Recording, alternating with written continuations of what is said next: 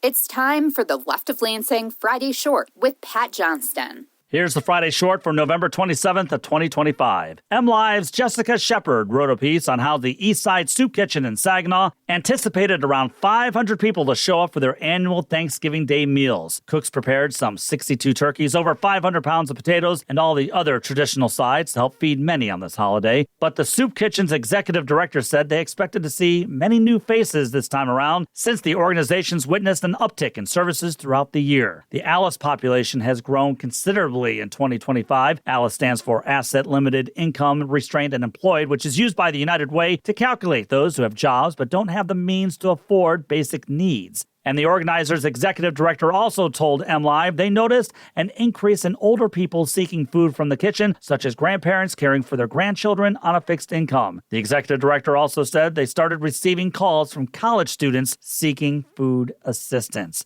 I don't know about you, but that doesn't really sound like we're winning. Last week on Dear Leader's own Fox News, Jade Warshaw from the right-wing capitalist infomercial known as The Dave Ramsey Show actually shared some truth with the Fox News viewer when she told them that due to Dear Leader Trump's economy, Grandma and Grandpa won't need any Christmas gifts this time around. Budget.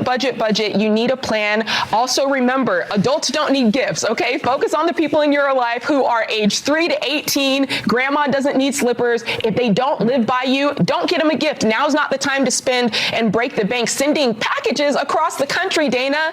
Focus on the people in your life, ages 3 to 18. That's my 30 seconds. Can you just imagine had Obama or some Democratic official or some progressive or worse, some Democratic socialist went on the TV and told American consumers that they'd have to cut their spending on Christmas presents because their economy sucks? Can you just imagine the endless war on Christmas segments and posts and columns and rants? Yet in reality, it's Dear Leader Trump's economy that's causing a real war on Christmas.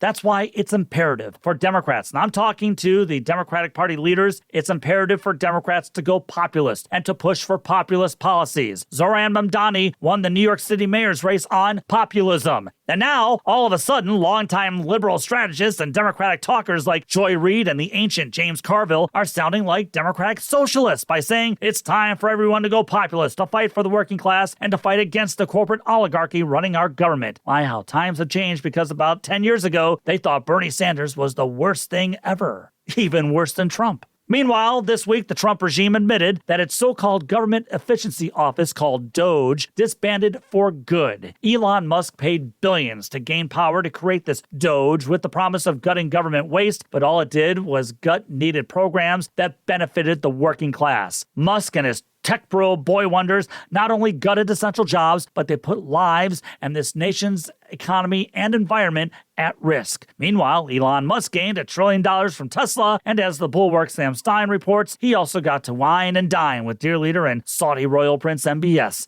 So the grift worked for him. Not sure how it helped us, though. But thanks to Musk and his Doge, thousands of those essential government workers were brought back to work because even the Trump regime realized, oh no, we actually need these people in these government offices. And as the Daily Beast reports, millions were reportedly lost in interest and fees after government projects were frozen, and some woefully underqualified Doge staffers were reportedly pocketing six-figure salaries. By the way, many of those former Doge staffers found some other cushy positions inside the Trump regime, ironically. Somebody made out, and it wasn't the working class. Oh, and good on the Daily Beast for noting that government spending actually increased under Elon's reign. That's why progressive populism must pave the way to counter corporate authoritarianism. That's why Michigan progressive Congresswoman Rashida Tlaib's economic dignity for all agenda is just one way to show that we are fighting for the working class. This agenda includes the Ending Child Poverty Act, the Boost Act, where working class adults aged 19 to 67 receive a $250 a month universal basic income, and it includes the Baby Bonus Act to help struggling new parents. And don't tell me a universal basic income is bad, MAGA, since Dear Leader's talking about handing out $2,000 checks to everyone. The people are in a populist mood, and it's about time some inside the Democratic Party establishment are getting it. And you know what? So is Dear Leader Trump, which is why he was very kind to New York City Mayor-elect Zohran Mamdani at the White House last week.